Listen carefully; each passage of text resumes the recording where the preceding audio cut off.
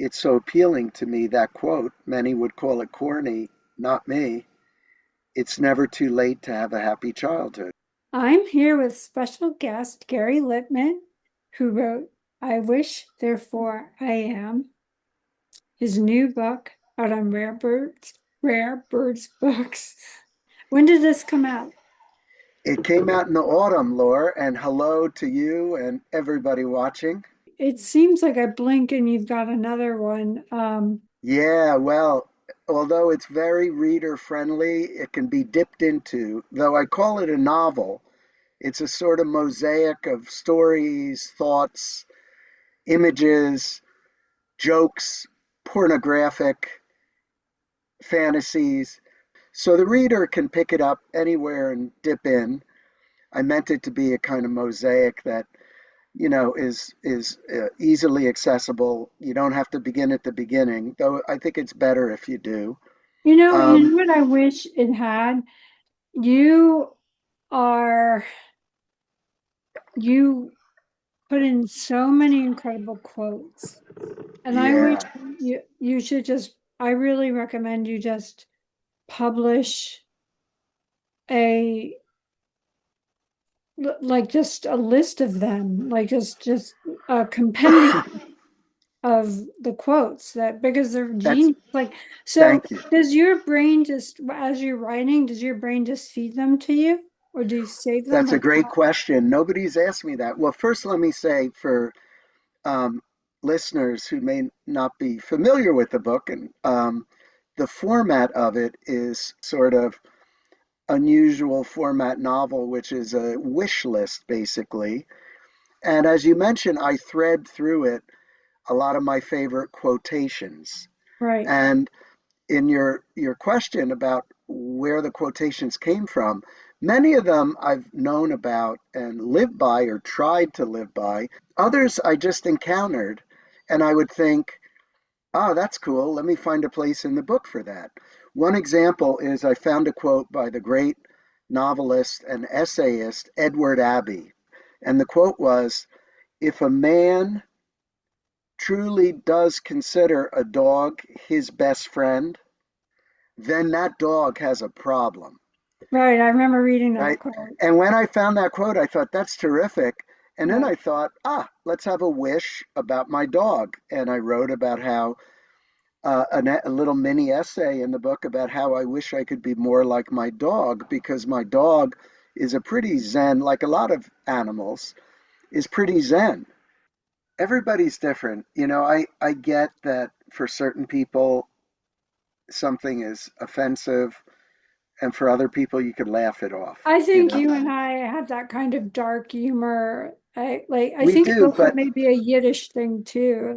yeah, I mean, the darker, the better. But if it's really gonna, I mean, I've offended people with things. Then again, I remember there was some absurd party in New York that was like a white party where you had to wear all white. A woman came in, attractive woman came in wearing black, all black. So I went over to her thinking I was being clever in order to flirt with her. This is like 25 years ago. And in order to flirt with her, I said, clearly you didn't get the memo about wearing white, something dumb like that, just to break the ice and talk to her. And she got furious and turned to me. She turned to me and said, I was just at my cousin's funeral, okay? I didn't have time to go home and change. I don't need your offensive, you know, like she completely went like I know that why, that about her cousin, the Well, funeral. a lot So of people are ready to have the moral high ground and pick up the right, stick, and it just, right. And it's everybody's different. Even me at certain times there are things, somebody says something that I could be offended by. But I like what Tom Robbins, the great writer, who I quote a lot in the book, he sort of appears in the book do a you lot. identify with him as a writer? Yeah, I do. I do. Yeah. Do you not like him No, or? I do. I do. It's just, Yeah, well, yeah. first of all, Tom Robbins, let's give it up. He died about a year ago Yeah. this week. Wow. Um, he'd always been a favorite writer of mine, but in the last years of his life, we got friendly. Yeah. And he was a great artistic inspiration, and then became a great personal inspiration because he was an absolute mensch and actually, in a way, I would say my idea of an Ubermensch. He was a kind hearted, fun, thoughtful, funny, loving, patient, supportive guy. He was Sounds like really, you're describing yourself. Laura, well, I just described you too, darling. He, first of all, was very quotable. I mean, he had a great quote in one of his books that later wound up on t shirts not attributed to him. He said, "It's never too late to have a happy childhood," Right. which Wow, I I didn't know think that was him. is beautiful because he believed in, as he put it, joy in spite of everything. Hmm. And what I was going to say about not taking offense, not or being offended, in one of his books, novels, Jitterbug Perfume, um, he has an 8th century Bohemian magic formula that everybody's trying to figure out. It's like a formula for happiness, and everybody's trying to figure out what it means in translated into English. It's this Hmm. exotic word, erlicta.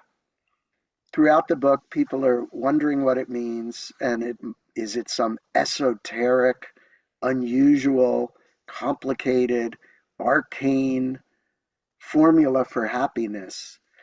Which, if you practice this thing, erlicta, you'll be, you'll be on the road to happiness.